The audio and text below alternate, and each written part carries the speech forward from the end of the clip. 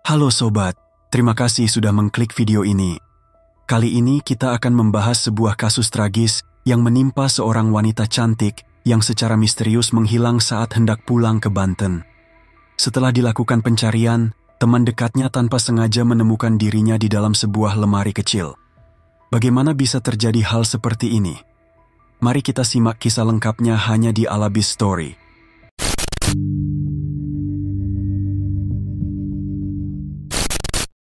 Tidak diketahui secara pasti sejak kapan Resti Widya menetap di Jambi.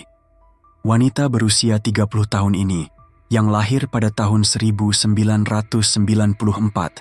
disebut berasal dari Subang, Jawa Barat.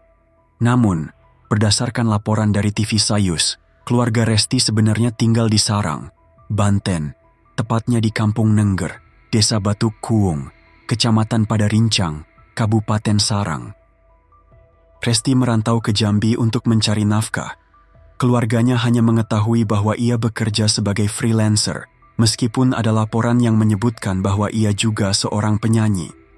Dalam beberapa pemberitaan lain, disebutkan bahwa Resti pernah bekerja sebagai pemandu karaoke, dan bahkan menerima pesanan dari aplikasi tertentu untuk menemani tamu. Di Jambi, Resti memiliki beberapa teman dekat. Salah satunya adalah seorang wanita berinisial MF. MF adalah sahabat yang sudah dianggap seperti saudara, bahkan seperti seorang ibu bagi Resti. Di tengah tekanan ekonomi yang dihadapinya, MF menjadi tempatnya berbagi cerita dan keluh kesah. MF mengaku telah mengenal Resti sejak tahun 2017 dan menggambarkan dirinya sebagai sosok yang baik, meskipun pekerjaannya kerap dipertanyakan oleh masyarakat. Setiap kali pulang ke kampung halamannya di Banten, Resti selalu membawa kebahagiaan bagi keluarga dan warga sekitar. Ia dikenal sebagai sosok dermawan yang kerap memberikan santunan kepada anak yatim dan para janda. Kehidupannya yang tampak mewah di media sosial dengan foto perhiasan dan uang tunai, rupanya berbanding terbalik dengan perjuangannya dalam memenuhi kebutuhan ekonomi. Ia sering berpindah pekerjaan dan tempat tinggal demi bertahan hidup. Pada tahun 2018, Resti menerima pesanan kencan dari seorang pria bernama Daniel Siombing yang saat itu berusia 18 tahun. Setelah pertemuan pertama, keduanya bertukar kontak dan Daniel pun menjadi pelanggan tetap. Seiring waktu, Daniel semakin akrab dengan lingkungan pergaulan Resti dan lebih dikenal dengan nama Dimas. Di tahun 2024, Daniel yang kini bekerja sebagai sopir pengangkut kayu di Musi Banyu Asin, mulai merasa kesulitan secara finansial. Sementara itu, ia melihat Resti sering memamerkan kehidupan yang tampak bergelimang harta. Hal ini menimbulkan rasa iri dalam hatinya. Yang mengejutkan, Daniel ternyata bukan hanya pelanggan, tetapi juga bertindak sebagai admin aplikasi yang dikelola oleh Resti. Pada bulan September 2024, Resti mengabarkan kepada keluarganya bahwa ia akan pulang ke kampung halamannya. Namun, ayahnya Ismet Kaisar merasa ada sesuatu yang janggal dalam percakapan mereka. Resti terdengar terburu-buru dan sempat mengungkapkan adanya ancaman terhadap dirinya, meskipun tidak menjelaskan lebih lanjut tentang siapa yang mengancamnya. Ancaman terhadap Resti ternyata bukanlah sesuatu yang baru. Selama 3 tahun terakhir, ia sering mendapatkan pesan-pesan mengerikan yang membuatnya resah. Ia bahkan sempat curhat kepada MF tentang rasa takutnya. Meski demikian, ia tetap berusaha mengabaikan ancaman-ancaman tersebut dan menjalani hidupnya seperti biasa. Pada malam terakhir sebelum kepulangannya, Resti masih memiliki janji dengan Daniel. Mereka bertemu di kamar kosnya yang terletak di kawasan Pakuan Baru, Kecamatan Jambi Selatan. Setelah menghabiskan waktu bersama, Daniel mulai memperhatikan barang-barang berharga milik Resti, termasuk perhiasan dan uang tunai. Niat jahat pun muncul di benaknya. Saat Resti lengah, Daniel langsung menyerangnya dari belakang. Ia mencekik leher Resti hingga kehilangan kesadaran. Setelah menyadari apa yang telah dilakukannya, Daniel panik dan mencari cara untuk menyembunyikan tubuh Resti.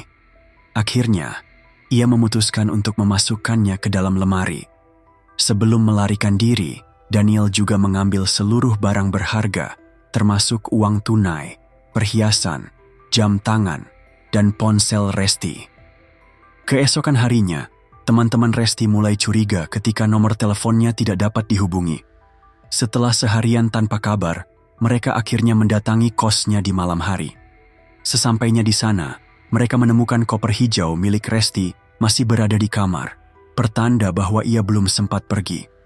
Saat salah satu teman tidak sengaja menyentuh lemari, pintunya terbuka, memperlihatkan jari seseorang di dalamnya. Mereka pun berteriak histeris. Pemilik kos segera menghubungi polisi, yang kemudian datang untuk melakukan investigasi. Berdasarkan bukti-bukti yang ditemukan, termasuk rekaman CCTV dan hasil otopsi, polisi menetapkan Daniel sebagai tersangka utama. Namun, yang mengejutkan, akun TikTok milik Resti masih aktif setelah kematiannya.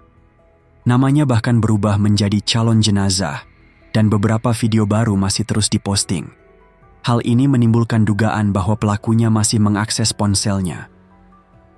Setelah 8 hari pencarian, polisi akhirnya berhasil menangkap Daniel di wilayah Bayong Lencir. Saat itu, ia tengah bekerja sebagai sopir.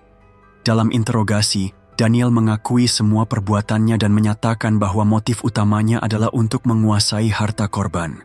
Sebagian uang hasil rampokan telah digunakannya, sementara perhiasan masih disimpan di tempat persembunyiannya. Dalam perkembangan terbaru, polisi juga menetapkan pacar Daniel, Sarda, sebagai tersangka. Sarda diduga berperan sebagai penadah barang curian. Daniel kini dijerat dengan pasal 338 dan 335 KUHP dengan ancaman hukuman 15 tahun penjara. Sementara itu, Sarda dikenai pasal 480 KUHP dengan ancaman hukuman 4 tahun penjara. Meski kasus ini telah menemui titik terang, masih ada pertanyaan yang belum terjawab, terutama terkait dengan ancaman yang diterima Resti selama 3 tahun terakhir. Apakah Daniel benar-benar pelaku di balik ancaman tersebut, atau ada pihak lain yang terlibat? Hingga kini, misteri itu belum sepenuhnya terungkap. Kejadian ini juga membuka mata kita tentang bagaimana iri hati dan kesulitan ekonomi bisa memicu seseorang melakukan tindakan keji.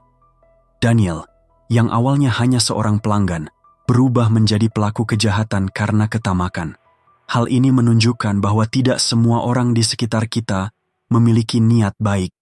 Semoga kisah ini menjadi pelajaran bagi kita semua untuk lebih waspada dalam memilih teman, lebih peka terhadap tanda-tanda bahaya, dan tidak mudah terbuai oleh tampilan luar seseorang. Jika ada kesalahan dalam video, informasi, atau berbeda pendapat, silahkan berkomentar. Sampai jumpa kembali di video selanjutnya. Wassalamualaikum warahmatullahi wabarakatuh.